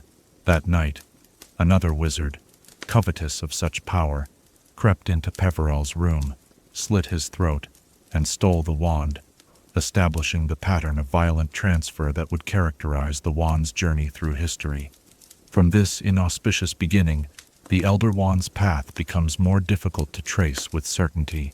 Historical records mention an extraordinarily powerful wand appearing in different regions of Europe over subsequent centuries, referred to by various names: the Death Stick, the Wand of Destiny, the Eldrin Wand. These references likely all describe the same object, passing from wizard to wizard, each claiming it through violence against its previous owner. During the early medieval period, the wand appears in the historical record in the possession of Emeric the Evil, a particularly notorious dark wizard who terrorized the south of England during the early Middle Ages. Emeric's reign of magical terror was finally ended when he was defeated in an epic duel by Egbert the Egregious, who claimed the Elder Wand as his prize. Egbert himself would later fall to another ambitious wizard, continuing the wand's bloody progression. By the late Middle Ages, the wand had acquired its reputation as the Death Stick, a name that reflected both its connection to mortality and the fate that seemed to befall its owners. During this period, the average lifespan of an Elder Wand owner was estimated at just under 3 years. Some wielders, recognizing the danger their possession placed them in, attempted to keep their ownership secret, but the wand's distinctive power often revealed itself in magical combat, drawing new challengers. One of the few Elder Wand owners to maintain possession for a significant period was Barnabas Deverell, who used it to carve out a fearsome reputation in the early 18th century. Deverell's success came from a combination of genuine magical skill and paranoia. He reportedly never slept in the same location twice and surrounded himself with elaborate protective enchantments. Nevertheless, he eventually fell to Loxias, a wizard of lesser skill but greater cunning, who ambushed Deverell while he was distracted during a complex piece of magic. Loxias took particular pleasure in his ownership of the famous wand, even giving it the personal nickname, the Wand of Destiny. His eventual fate is uncertain, as multiple individuals claim to have ended his life, including his own mother. This confusion speaks to the difficulty of establishing a definitive lineage for the Elder Wand. Many claims of ownership throughout history were likely false, made by those seeking the prestige associated with the legendary object. The next clearly documented owner was Arcus, a wandmaker who recognized the Elder Wand for what it was when it came into his possession, through means he never fully disclosed. Unlike many previous owners, Arcus approached the wand from a craftsman's perspective, studying its unique properties in an attempt to understand what made it so exceptional. His research notes, preserved in fragments in various wandlore collections, provide some of the most detailed technical information about the wand's capabilities. Arcus observed that the Elder Wand, unlike conventional wands, seemed capable of channeling magical energy with almost no resistance, allowing for spells of extraordinary power and precision. More unusually, it appeared to learn from each of its masters, retaining something of their magical knowledge and style. This accumulation of experience over centuries of different owners may explain part of the wand's legendary status. It contained, in some sense, the collective magical expertise of generations of exceptional wizards. Following Arcus, the trail of the Elder Wand becomes somewhat clearer as it enters more recent history. In the late 19th century, it came into the possession of Michael Gregorovich, the renowned European wandmaker. Unlike previous owners who sought to use the wand's power directly, Gregorovich saw it primarily as an object of study, hoping to unlock its secrets and incorporate them into his own wand-making techniques. In what proved to be a catastrophic error of judgment, Gregorovich began spreading rumors of his possession of an exceptionally powerful wand, likely hoping to enhance his professional reputation. These boasts eventually reached the ears of a young Gellert Grindelwald, already obsessed with the deathly Hallows and their potential power. Around 1926, Grindelwald broke into Gregorovich's workshop, stunned the wandmaker, and stole the Elder Wand, one of the few transfers of ownership that did not involve the death of the previous master. With the Elder Wand in his possession, Grindelwald began his rise to become the most dangerous dark wizard of the early 20th century. The wand amplified his already formidable magical abilities, allowing him to perform feats that seemed impossible to ordinary wizards. During his reign of terror across Europe, few dared to face him directly, knowing that the combination of his natural talent and the Elder Wand's power made him virtually unbeatable in magical combat. For nearly 20 years, Grindelwald remained master of the Elder Wand, using it to establish a regime of terror and to further his vision of wizard dominance over Muggles for the greater good. His ownership of the wand ended only in 1945, when Albus Dumbledore finally confronted him in what witnesses described as the greatest wizarding duel ever fought. Their battle lasted 3 hours, demonstrating magical skill and power that seemed beyond human capability. When it ended, Grindelwald was defeated, and Dumbledore had become the new master of the Elder Wand. Dumbledore's relationship with the Elder Wand differed markedly from its previous owners. While he recognized and respected its immense power, he seemed largely immune to its corrupting influence. Perhaps his own painful history with the concept of the Deathly Hallows, his youthful obsession having contributed to family tragedy, had inoculated him against the wand's allure. Whatever the reason, Dumbledore used the wand not for domination or personal gain, but primarily in his role as an educator and protector.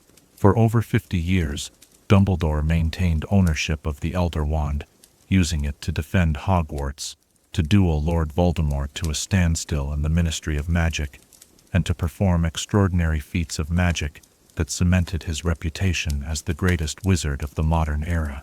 During this period, the wand's bloody history seemed temporarily suspended, as Dumbledore neither boasted of its ownership nor used it for self-aggrandizement. The final chapters of the Elder Wand's known history are perhaps its most complex and unexpected. Aware that Lord Voldemort sought the wand's power, and knowing that his own death was imminent due to a deadly curse, Dumbledore conceived a plan to end the wand's power. He arranged with Severus Snape that Snape would kill him when the moment was right, believing that this planned death would break the chain of conquest that gave the wand its special power. What Dumbledore could not foresee was that Draco Malfoy would disarm him on the astronomy tower before Snape delivered the killing curse. This seemingly minor detail had profound consequences. By wizarding law, Draco became the unwitting master of the Elder Wand, though the wand itself remained buried with Dumbledore's body in his white marble tomb by the lake at Hogwarts. Lord Voldemort, pursuing the wand's legendary power, broke into Dumbledore's tomb and claimed the physical wand, not realizing that its allegiance had already passed to Draco. When Harry Potter later disarmed Draco during their confrontation at Malfoy Manor, the wand's allegiance transferred again, this time to Harry, though neither Harry nor Voldemort understood this at the time. This culminated in the final confrontation between Harry and Voldemort during the Battle of Hogwarts. When Voldemort attempted to use the Elder Wand to kill Harry, the wand refused to harm its true master. The killing curse rebounded, finally defeating Voldemort and bringing an end to the Second Wizarding War. In perhaps the most remarkable decision in the Elder Wand's long history, Harry Potter chose not to keep it. Understanding the wand's bloody past and the danger its power represented, Harry used it for only one purpose: to repair his own broken Holly and Phoenix Feather Wand. He then planned to return the Elder Wand to Dumbledore's tomb, where its power would eventually die with him if he lived a natural life and died undefeated. This decision represented a profound break in the wand's centuries-long pattern of violence and ambition. For the first time, a master of the Elder Wand recognized that its power was not worth the cost it demanded, that true strength lay not in unbeatable magic, but in the wisdom to walk away from the temptation it represented. As our candles burn low and the night deepens around us, consider what the journey of the Elder Wand reveals about power and those who seek it. Is there wisdom in Harry's choice to relinquish such extraordinary magical potential? And if you found yourself holding the most powerful wand in existence, knowing its bloody history and the target it would place upon your back, would you keep it close, hide it away, or, like Harry, choose to break its chain of ownership in hope of a more peaceful future? Chapter 12. The Quidditch Career of Gwenog Jones. The world of professional Quidditch has seen many remarkable players soar across its pitches, but few have left an imprint as distinct and influential as Gwenog Jones. As our journey through wizarding lore draws to a close, let us turn our attention to the formidable witch who redefined what it meant to be a beater, a captain, and a woman in the competitive realm of magical sport. On a misty morning in the summer of 1968, a young girl with fierce determination in her eyes took to the air above her family's modest home in the valleys of Wales. With a makeshift bat in her hand and enchanted apples serving as rudimentary bludgers, 9-year-old Gwenog Jones began the training regimen that would one day transform her into one of the most celebrated Quidditch players of the modern era. Those who knew her in those early years speak of a child possessed of extraordinary natural talent, coupled with a work ethic that seemed almost uncanny in one so young. Imagine the scene as young Gwenog rose before dawn each day, flying intricate patterns through the valleys, while developing the precise aim and powerful swing that would later become her trademark. Her mother, herself a former amateur player for the Caerphilly Catapults reserve team, recognized the exceptional quality of her daughter's play and encouraged her passion, often serving as both coach and opponent in improvised training sessions. When Gwenog arrived at Hogwarts School of Witchcraft and Wizardry in 1970, she was sorted into Hufflepuff House, a placement that surprised some who had expected her fierce competitiveness to land her in Slytherin. Yet in many ways, Hufflepuff proved the perfect environment for nurturing her talents. The house's emphasis on loyalty and hard work resonated with Gwenog's own values, and its generally supportive atmosphere allowed her to develop her leadership abilities. without the cutthroat internal competition that might have characterized other houses. Gwenog joined the Hufflepuff Quidditch team in her second year, initially as a reserve beater. By her third year, she had secured a starting position, and her impact was immediate and dramatic. Under her influence, Hufflepuff's traditionally defensive playing style evolved to incorporate more aggressive beater tactics. Rather than simply protecting their own players from bludgers, Gwenog pioneered a more proactive approach, using precisely aimed bludger hits to disrupt opposing team formations before they could fully develop. By her fifth year, Gwenog had been named captain of the Hufflepuff team, the youngest Quidditch captain at Hogwarts in nearly a century. Under her leadership, Hufflepuff claimed the Interhouse Quidditch Cup twice, defeating traditionally stronger teams through superior strategy and disciplined execution, rather than relying solely on the talent of individual star players. Even in her Hogwarts years, Quidditch scouts had begun to take notice of the exceptional young beater from Wales. Her graduation in 1977 sparked a bidding war among several professional teams eager to sign her. In what many considered a surprising decision, Gwenog chose to join the Holyhead Harpies, a team distinguished by its all-female roster and its relatively modest standing in the league at that time. When asked years later about this choice, Gwenog explained that she had been drawn to the challenge of elevating a team rather than simply joining an already successful one. "Any player can look good on a winning team," she noted in a rare interview with Quidditch Quarterly, "but it takes something more to help build a winning team from the foundation up." The Holyhead Harpies that Gwenog joined bore little resemblance to the powerhouse they would later become under her influence. The team had finished near the bottom of the league for several consecutive seasons, struggling with inconsistent performance and frequent player turnover. In her first season, Gwenog's individual brilliance stood out even as the team continued to struggle collectively, leading some critics to suggest she had made a career-limiting decision in joining such a beleaguered squad. These early challenges, however, only seemed to strengthen Gwenog's resolve. Her playing style during this period evolved to compensate for her team's weaknesses. On the pitch, she seemed to be everywhere at once, her dark green robes a blur as she intercepted bludgers that threatened her teammates and launched devastating counterattacks against opposing formations. Her defensive work was particularly noteworthy. On multiple occasions, she single-handedly protected the Harpies' seeker during critical moments, allowing for match-winning snitch captures despite the opposition's determined efforts. By her third season with the Harpies, Gwenog had been named team captain, becoming at 21 the youngest captain in the British and Irish Quidditch League.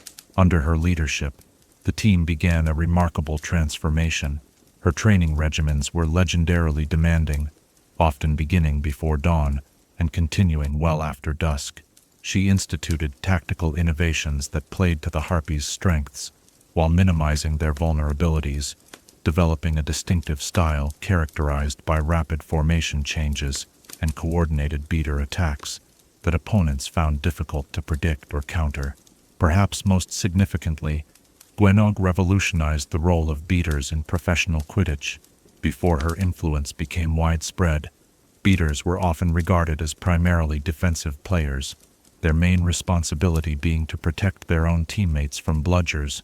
Gwenog demonstrated that a truly elite beater could be both a defensive anchor and an offensive catalyst, using precisely timed bludger strikes to create scoring opportunities and disrupt the rhythm of opposing teams. The Harpies' ascent under Gwenog's captaincy was not instantaneous but steady and relentless. In her fifth season with the team, they reached the league semifinals for the first time in 2 decades. The following year, they advanced to the finals, narrowly losing to the Montrose Magpies in a match that lasted nearly 7 hours and is still considered one of the greatest displays of Quidditch in the modern era. The 1986-87 season marked the culmination of Gwenog's rebuilding efforts, as the Holyhead Harpies claimed the league championship for the first time since 1953. The decisive match against Puddlemere United showcased Gwenog at the height of her powers. She personally accounted for 27 bludger strikes that directly led to Puddlemere players losing possession of the quaffle, while sustaining only a single successful hit against her own team's formation. When the Harpies' seeker finally captured the snitch after 4 hours of intensely physical play, Gwenog's tearful celebration revealed the emotional investment behind her typically stoic demeanor. This championship victory marked not the culmination, but rather the beginning of a golden era for the Harpies. Under Gwenog's continued leadership, they would claim 3 additional league titles and establish themselves as one of the most consistently successful teams in British and Irish Quidditch. Their playing style became influential throughout the league, with other teams attempting to replicate elements of their coordinated beater tactics and rapid formation transitions.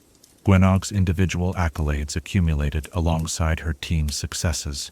She was named to the national team for Wales in 1984 and would represent her home country in 3 consecutive World Cups, helping Wales achieve its best-ever tournament finish, 3rd place in 1994.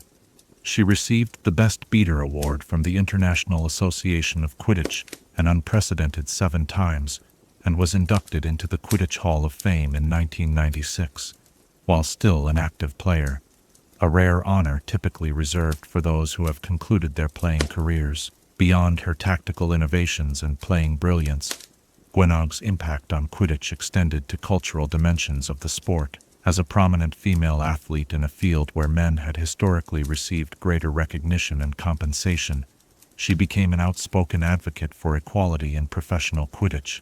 Her success challenged lingering prejudices about women's capabilities in the more physical aspects of the game, particularly in the beater position that had traditionally been dominated by male players. Gwenog's relationship with the media and the public was complex and sometimes contentious. Unlike some sports celebrities who cultivated carefully managed public personas, she remained unapologetically herself, direct to the point of bluntness, dismissive of what she considered foolish questions, and fiercely protective of her privacy away from the pitch. Her post-match press conferences became legendary for their unpredictability, ranging from insightful tactical analysis to scathing criticism of opponents, and occasionally her own teammates, when she felt their performance had fallen short of their potential. This forthrightness earned her a reputation as difficult or temperamental in some quarters, but it also garnered respect even from her critics. As Quidditch correspondent Ginny Weasley noted in a profile for the Daily Prophet, Jones doesn't play the diplomacy game off the pitch any more than she plays it on the pitch. There's something refreshing about that authenticity in an era when many sports figures seem to speak entirely in rehearsed platitudes. Gwenog's playing style evolved as she entered the later stages of her career.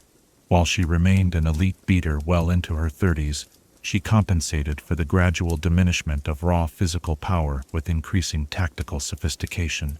Veterans of matches against the Harpies during this period speak with a mixture of admiration and frustration about Gwenog's uncanny ability to anticipate plays before they developed and position herself precisely where she could have maximum impact with minimum expenditure of energy. After 20 remarkable seasons with the Holyhead Harpies, Gwenog announced her retirement as an active player following the 1996-97 season, in which the team claimed its 4th league championship under her captaincy. Her retirement match against the Touch Hill Tornadoes drew the largest crowd in British Quidditch history up to that point, with fans traveling from across Europe to witness the final performance of a player many considered the greatest beater of the modern era. Gwenog's post-playing career has been nearly as influential as her time on the pitch. She initially moved into a management role with the Harpies, serving as team strategist and eventually as head coach. Under her guidance from the sidelines, the team maintained its position as a perennial contender, winning 2 additional championships and consistently finishing among the league's top 3 teams. In 2014, Gwenog made another significant career transition when she was appointed to head the Department of Magical Games and Sports within the Ministry of Magic. In this role, she has worked to increase accessibility to Quidditch at the youth level, establish more equitable pay structures for professional players regardless of gender, and enhance safety standards while preserving the essential character of the game she loves.